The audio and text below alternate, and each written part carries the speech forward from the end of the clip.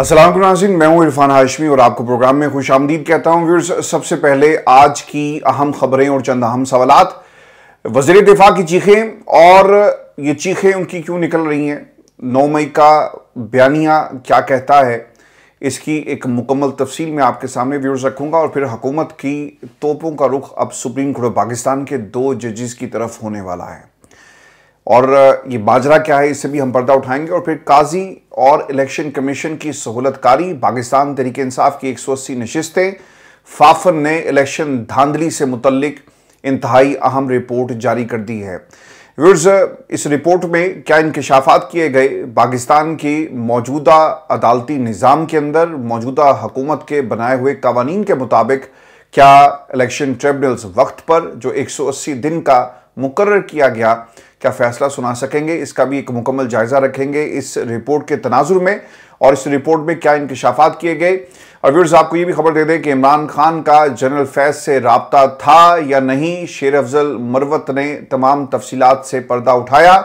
Jail में कैसे इमरान खान और मिलने वालों की गुफ्तगू रिकॉर्ड की जाती है, इंतहाई अहम इंकशाफात किए गए हैं। और फिर 2 नून लीगी रहनुमा आपस में लड़ पड़े, वजह क्या बनी, इसकी तफसील भी मैं आपके सामने रखूंगा। लेकिन व्यूअर्स, सबसे पहले आपको बताएं कि ख्वाजा आसिफ साहब की बेबसी की कहानी है, और इंसदाद दहशतगर्दी अदालत ने बुशरा बीबी को सानिया 9 मई के 12 मुकदमात से डिस्चार्ज कर दिया है। इसके बाद पाकिस्तान तहरीक इंसाफ के वकील सलमान सफदर ने मीडिया से गुफ्तगू की और बहुत ही दिलचस्प हकायक मीडिया के सामने रखे। और वो क्या कहते हैं कि जज साहब का 9 मई से मुतल्लिक अच्छा फैसला है, इंसाफ हुआ। जज साहब ने इसी स्टेज पर कह दिया था कि ये शहादतें और सबूत इस काबिल ही नहीं कि इन पर चार्ज फ्रेम किया जा सके। सरकारी वकला की जानिब से 9 मई वाकयात पर बुशरा बीबी के खिलाफ जो वाहिद सबूत पेश किया गया वो यही था कि वो इन वाकयात पर बहुत खुश थी।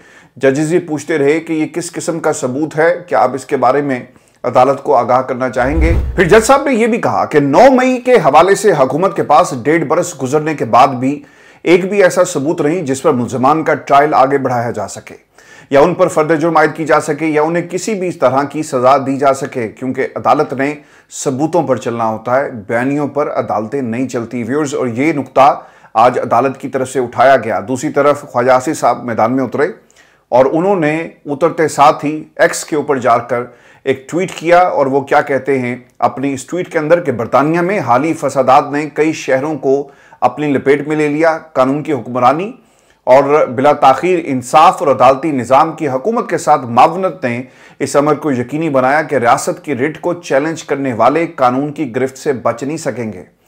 कुल गिरफ्तारियां 1000 से जायद, अभी तक फर्द जुर्म आयद 500 से जायद। गिरफ्तार शुदा अफराद की औसत उम्र जो है वो तकरीबन 30 साल। अभी तक कैद की सजाएं 125 के लगभग। ऑनलाइन जराइम के मुर्तकिब तकरीबन 3 दर्जन अफराद, ये उन्होंने अदाद-ओ-शुमार जो हैं वो शेयर किए। और इसके बरक्स वतन अजीज़ में 9 मई को साजिश के तहत मुसल्लह बगावत बर्पा की गई। मुख्तलिफ शहरों में दिफाई तनसीबात पर हमले होते हैं, मुल्क की असास पर हमला किया गया, वार किया गया। और इतना बड़ा सानिया और सजा और जजा का अमल 16 माह से मफलूज है। कानून यरगमाल है, अमलदारी ज़ाती ख्वाहिशात की है, आइन और कानून बेतौकीर है, और रियासत अब मोहतरम नहीं रही। अच्छा, आपने 2 दफ़ा जो बहुत बड़े इवेंट्स हुए पाकिस्तान के अंदर, सुप्रीम कोर्ट ये कह रही थी कि 2 सूबों के अंदर आप जाकर इंतखाबात करवाएं, लेकिन आपने नहीं करवाए। नैब तरामीम को आपने बार बार तोड़ मरोड़ कर अपनी मर्जी की कानून साजी की, क्योंकि इमरान खान को जेल के अंदर रखना था। पहले 14 दिन का रिमांड, फिर 40 दिन का, फिर 30 दिन का, फिर क्या असर हुआ कौम के सामने। और अब सुप्रीम कोर्ट ऑफ पाकिस्तान, मैं बड़ी माजरत के साथ ये बार बार जो हम सहूलतकारी का लफ्ज़ इस्तेमाल करते हैं ना, ये मुझे भी अच्छा नहीं लगता, लेकिन अदालती फैसले ऐसे आ रहे हैं कि ये सहूलतकारी नहीं तो और क्या है। आप एजेंडे को फैसिलिटेट नहीं कर रहे तो और क्या कर रहे हैं। पाकिस्तान के अंदर जजेस यही करते हुए हमें नजर आए, और हमारा जो अदालती निज़ाम इतना कमज़ोर है कि इसे कोई भी कुछ कहकर चला जाए। अगर इसमें दम खम होता, आइन और कानून के मुताबिक यहाँ से फैसले हो रहे होते, तो किसी को जुर्रत ना होती मेरे समेत कि हम इसे सहूलतकार निज़ाम या किसी जज को सहूलतकार कहते। व्यूअर्स, इस हुकूमत ने क्या किया, जब इन्हें नजर आया कि सुप्रीम कोर्ट ऑफ पाकिस्तान का एक फैसला आ गया, 8 जजेस उठ के खड़े हो गए और उन्होंने हुकूमत की नहीं मानी और उन लोगों की भी नहीं मानी जो इस अदालत को मफलूज करना चाहते थे और अपाहज बनाकर अपने तरीके से भीख मंगवाना चाहते थे, लेकिन 8 जजेस ने खड़े होकर फैसला दिया। आपने क्या किया? आप पार्लियामेंट चले गए, एक नया कानून बनाकर ले आए और फिर आप क्या कर रहे हैं? सहूलतकारी कर रहे हैं। लेकिन मैं सदके जाऊं, ये जो ख्वाजा आसिफ साहब हैं वो पाकिस्तान के निज़ाम को बरतानिया के निज़ाम से कंपेयर करते हैं। सर, पहले बरतानिया जैसी आप जमहूरियत तो लेकर आएँ। यहाँ पर इस मुल्क का चीफ जस्टिस कौन है? आप सर्वे करवा कर देख लें, किसी को ही नहीं पता होगा कि यहाँ का चीफ जस्टिस कौन है। यहाँ पर MI6 MI5 का हेड कौन है, ये भी किसी को मालूम नहीं होगा। यहाँ पर अदालतों के अंदर जो केसेस लगे हैं वो सियासी नौयत के नहीं होते, कोई जाकर चैम्बर में मुलाकात नहीं करता और किसी की फाइल नहीं खुलती, क्योंकि यहाँ पर चाहे कोई जानवर भी क्यों नहीं है उसे भी इंसाफ मिलता है। इंसान तो सर बहुत दूर की बात है। हमारे मुल्क के अंदर लोग भूख से परेशान हैं, इंसाफ के लिए दर बदर हो गए और रोज़ी रोटी के लिए आपने अपने मुल्क को छोड़ना पड़ा। पाकिस्तान की आवाम के नसीब में अब ये लिखा है, कोई अपना मुल्क छोड़कर नहीं आता, लेकिन पाकिस्तान का नौजवान छोड़कर पाकिस्तान को जा रहा है। क्यों? आपकी पॉलिसीज। और आप कंपेयर करते हैं बरतानिया के निज़ाम को। यहाँ पर वो जो स्टोरी आपने देखी होगी कि बरतानिया में एक झूठी खबर से हंगामे कराने वाले शख्स को लाहौर से गिरफ्तार कर लिया गया। उन्होंने छोड़ा नहीं, वो तय तक पहुंचकर उन्होंने उस शख्स को, यानी बुरे को बुरे के घर तक छोड़ कर आए और पाकिस्तान में उस शख्स को गिरफ्तार तो कर लिया गया है। और किसी ने जाकर ये नहीं कहा कि यार साड़ा बंदा छाड़ देना। जहां से गलती हुई, जहां से नुकसान और जहां से आग भड़की, उन्होंने उसके घर तक पहुंचकर जो है वो सांस लिया। और इस वाक़े के बाद ना एक प्रॉब्लम व्यूअर्स ये हो गई है, दुआ कीजिएगा तमाम पाकिस्तानियों के लिए। और पाकिस्तान से बहुत सारे फ़ोन आते रहते हैं, हमारे घर वाले भी अक्सर परेशान रहते हैं क्योंकि हालात ऐसे हैं। वो बच्चे जो बाहर नौकरियां करते हैं, छोटी मोटी जो स्टूडेंट्स हैं जो और जॉब्स करते हैं, वो भी बहुत परेशान हैं, क्योंकि जब से ये खबर आई है ना कि वो ट्वीट करने वाला पाकिस्तानी था जिसने इस सारे का सारा मामला जो शुरू किया, यहाँ पर जेन्युइनली लोगों की ज़िंदगियों को ख़तरा है। बहुत सारे बरतानिया के ऐसे इलाके हैं जहाँ पर जो रेसिज्म बहुत ज़्यादा है और उसको बुनियाद बनाकर कोई भी आपसे बदला लेगा। अल्लाह ना करे ऐसा हो। लेकिन इस खबर के बाद अगर आप बरतानिया में हैं या बरतानिया के अलावा भी कहीं पर पाकिस्तान से बाहर हैं तो अपना बहुत सारा ख्याल रखिएगा, क्योंकि इस खबर के बाद हालात जो हैं वो ऑब्वियसली एक नया रुख जो है इख्तियार करेंगे। लेकिन एक चीज़ बड़ी इंपॉर्टेंट है व्यूअर्स, कि ज़िम्मेदार सहाफ़त करें। लोगों पर तनकीद करना और आज़ादी इज़हार करना ये आपका हक़ है। ख्वाजा आसिफ साहब ने तो दिल खोल कर अपने दिल का जो जितनी भी भड़ास थी वो निकाल ली ट्वीट करके, और आज़ादी इज़हार वो करते हुए हमें नज़र आए। लेकिन जो आज़ादी इज़हार बाकी लोग और जो इज़हार करना चाहते हैं आज़ादी के साथ, आप उन लोगों को क्यों रोक रहे हैं? आपने ट्विटर के ऊपर पाबंदी लगाई, बरतानिया में ट्विटर के ऊपर भी सर पाबंदी नहीं है। आप कंपेयर करते हैं बरतानिया को पाकिस्तान से, आप कंपेयर करते हैं 9 मई को पाकिस्तान के अंदर जो कुछ हुआ बरतानिया के हालात से, यहाँ पर इंसाफ होता हुआ नज़र आता है। यहाँ पर ऐसा नहीं होता कि आपको अपने हमसाये से खार है या आपका ताल्लुक़ एक ख़ास जमात से तो आपने उसके ख़ानदान के सारे लोगों को उठा लिया। यहाँ पर ऐसा नहीं हुआ। यहाँ पर जो लोग मुलव्विस थे, जिनके अकाउंट्स से, जिन्होंने अफरा तफरी फैलाई, जिन्होंने तशद्दुद की एक हवा जो है वो यहाँ पर बनाने की कोशिश की, इंसाफ उन लोगों के ख़िलाफ़ जो है वो खड़ा हो गया है। और इंसाफ तब तक इसी तरह होता रहेगा जब तक इन लोगों को उनके कैफ़रे किरदार तक नहीं पहुँचाया जा सकता। 1.5 बरस हो गया ना, ये सवाल है 1.5 बरस से पाकिस्तान का जो प्रोसिक्यूशन का निज़ाम है वो क्यों सबूत लेकर अदालतों में साबित नहीं कर सका कि 9 मई में कौन मुलव्विस था। आप अपनी सारी की सारी जिम्मेदारी पाकिस्तान की प्रोसिक्यूशन पे नहीं डाल सकते और निज़ाम इंसाफ को तनकीद इससा नहीं कर सकते। प्रोसिक्यूशन के पास पेश करने के लिए अगर कुछ होगा तो वो करेंगे ना। फिर सबसे बड़ा मसला ये है कि हमारे यहाँ जिस तरह से केसेस बनाए जाते हैं और जिस तरह से, अच्छा होता क्या है कि पहले केस बनता है और उसके बाद देखा जाता है कि हमने किस तरह से सच साबित करना है, या फिर वाकया हो चुका होता है और उसके बाद देखा जाता है कि हमने केस के अंदर क्या क्या लिखना है और किस तरह हम अदालतों में उसे प्रूफ कर पाएंगे। ये दोनों सूरत हाल हमने हमेशा देखी है पाकिस्तान के अंदर। फिर दूसरा, सुप्रीम कोर्ट में आज एक अहम केस की समाअत होने जा रही है। सुप्रीम कोर्ट में जस्टिस मंसूर अली शाह और जस्टिस अतर मिल्ला पर मुश्तमिल 2 रुकनी बेंच आज 9 मई के 2 मुलजमान की जमानत के हवाले से समाअत करेगा। 9 मई मुकदमात में मोहम्मद लतीफ़ नज़र की जमानत कबल अज़ गिरफ्तारी और हमाद जावेद की जमानत बाद अज़ गिरफ्तारी की दरख्वास्त पर सुप्रीम कोर्ट का डिवीन बेंच समाअत करने जा रहा है। सुप्रीम कोर्ट में माजी के तजर्बात से अगर आप इस खबर को देखें तो पता ही चलता है कि आज फिर 9 मई का बयानिया बुरी तरह एक्सपोज होगा। इसकी वजह यह है कि इससे पहले भी सुप्रीम कोर्ट में 9 मई से मुताल्लिक जमानत के केसेस आते रहे। मैं आगे बढ़ने से पहले एक जुमला ज़रूर आपके सामने रखूं, क्योंकि अक्सर लोग ये कहते हैं, कल मैंने तलत हुसैन साहब को भी कहते हुए सुना कि नज़र आ रहा था कि लोग हमला कर रहे हैं। बिल्कुल, इसमें कोई शक नहीं है, लोगों ने हमला किया, लेकिन आप उनके खिलाफ सबूत अदालतों में लेकर जाएं और वीडियोस की मदद से उनको पहचानें और उनके खिलाफ कार्रवाई हो।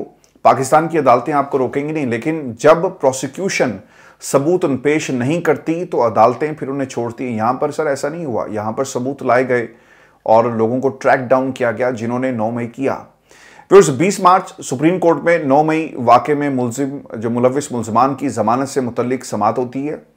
जस्टिस जमाल मंदोखेल उनकी सरबराही में 3 रुकनी बेंच इसकी समाअत करता है, जिसमें जस्टिस अतर मिल्ला थे, जस्टिस अजहर रिजवी और जस्टिस मुसरत हलाली जो थे वो बेंच में शामिल थे। 9 मई के 5 मुलजमान की जमानत की दरखास्त पर समाअत के दौरान सुप्रीम कोर्ट ने पुलिस और प्रोसिक्यूशन को आड़े हाथों लिया। सुप्रीम कोर्ट ने पुलिस और प्रोसिक्यूशन की नाकस तफ्तीश पर सरजनिश करते हुए कहा है। जस्टिस जमाल मंदोखेल ने सवाल पूछा कि क्या रैली निकालना या सियासी जमात का कारकुन होना जुर्म है? तुलबा यूनियन और सियासी जमातों पर पाबंदियां लगाने से आज ये बर्बादी हुई। क्या एक हेड कांस्टेबल के बयान पर साबिक वज़ीर-ए-आज़म को गद्दार मान लिया जाए? खुदा का खौफ करें, ये किस तरफ हम जा रहे हैं? जस्टिस जमाल मंदोखेल ने मुलजमान के खिलाफ दहशतगर्दी के दिफात लगाने पर पुलिस की खूब छतरोल की। उन्होंने ये कहा कि आपको पता है कि इंसदाद दहशतगर्दी की दफात किन हालात में लगाई जाती हैं। हाल ही में दहशतगर्दी के एक वाक़े में एक अफसर की शहादत हुई। वो दहशतगर्दी का वाक़या है। पेशावर में सानिया आर्मी पब्लिक स्कूल दहशतगर्दी का वाक़या था। कोयटा में वकला पर खुदकुश धमाका किया गया, वो दहशतगर्दी का वाक़या था।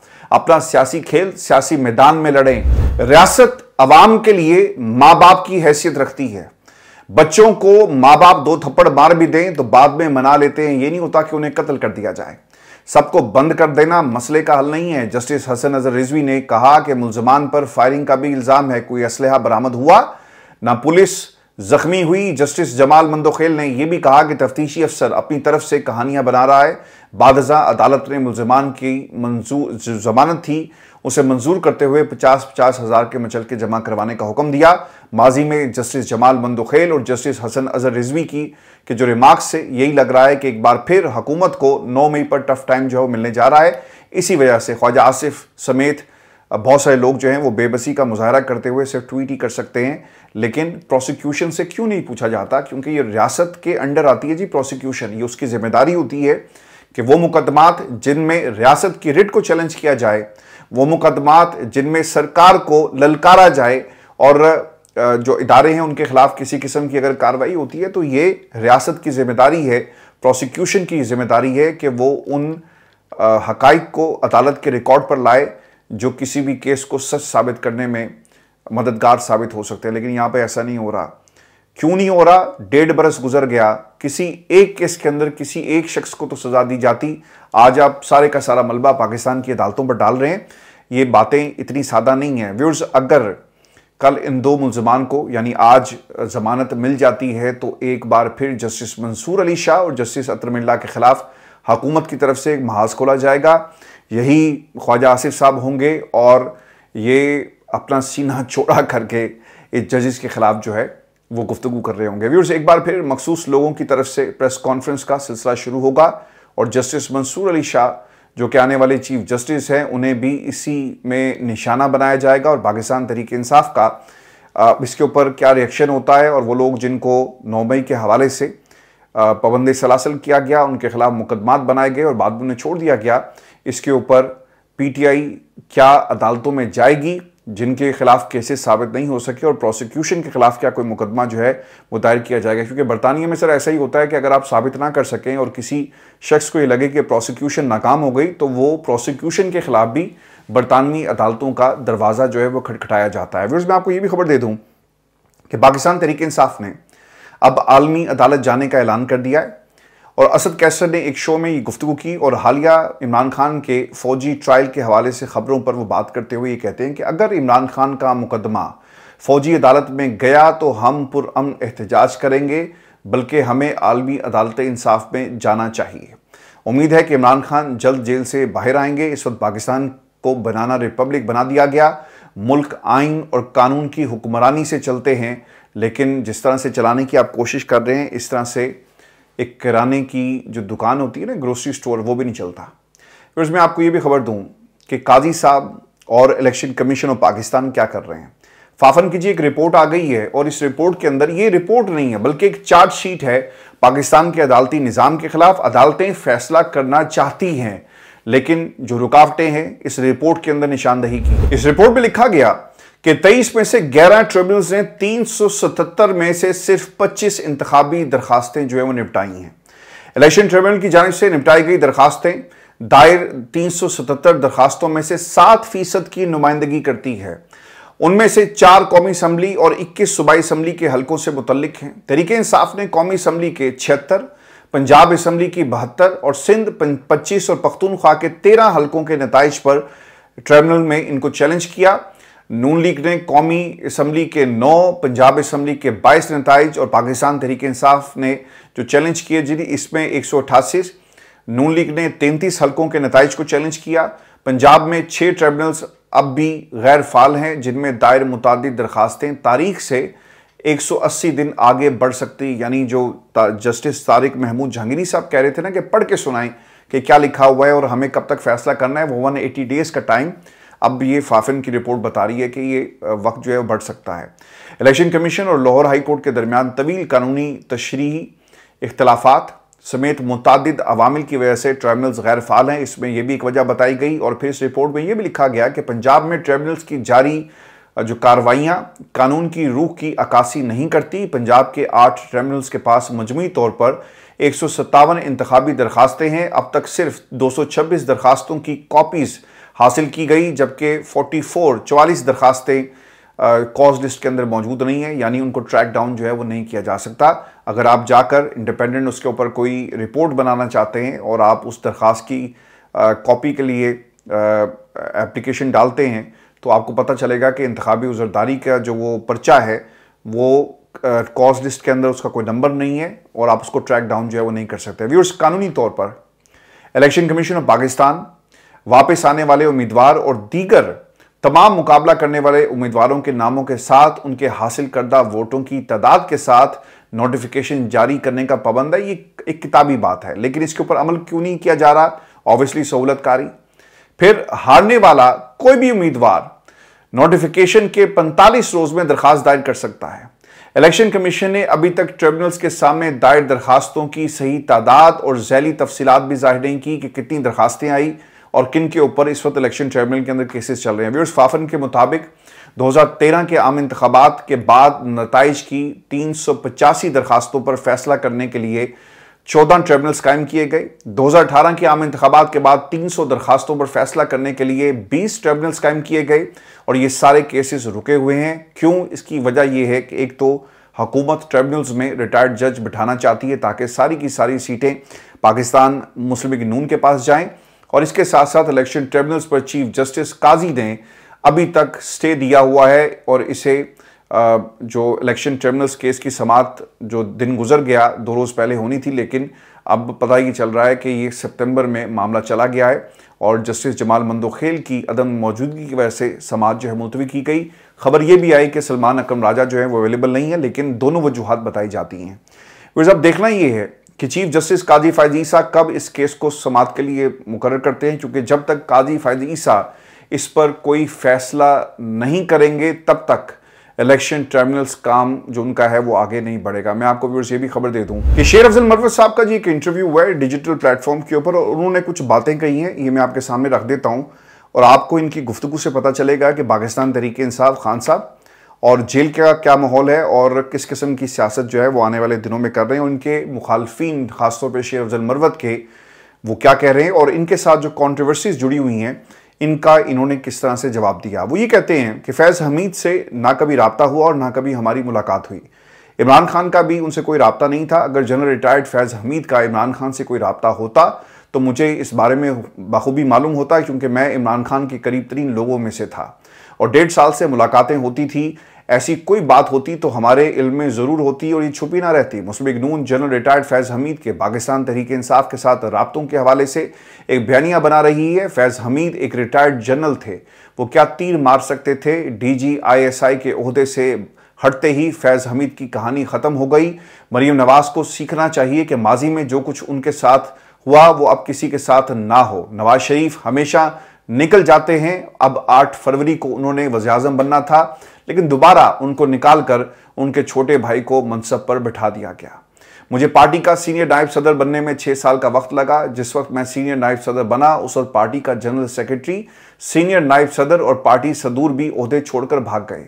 मेरा पार्टी में किसी के साथ कोई इख्तलाफ नहीं है। अलीमा खान इमरान खान की बहन है तो हमारी भी बहन है। उन्होंने जो कुछ भी कहा मैं उसका जवाब देना मुनासिब नहीं समझता, लेकिन कारकुनों ने इसको सराहा नहीं, यानी उसकी मुखालफत की। और फिर फवाद चौधरी साहब के हवाले से भी उन्होंने एक बात कही कि फवाद साहब ये बार बार ये कहते हैं ना कि मौजूदा क़यादत के अंदर इतना दमखम नहीं है कि वो खान साहब को बाहर ला सकें, तो फिर क्यों ना खान साहब को बाहर लाने की जिम्मेदारी है वो फवाद चौधरी साहब को दे दी जाए।